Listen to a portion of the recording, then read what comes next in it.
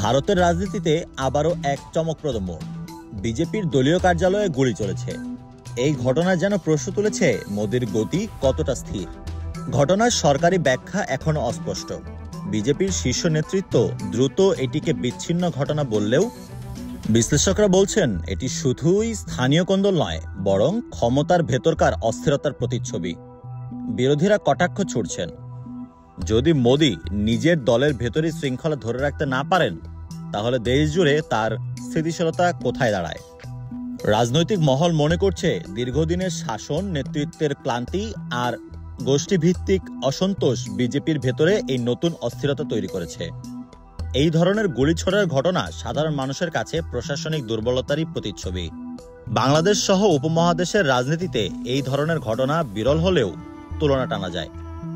নেতারা কতটা সুরক্ষিত আর দলীয় ঘর কি সত্যিই নিরাপদ? শেষ কথা, গুলি চলেছে, বাক্য বন্ধ হয়নি।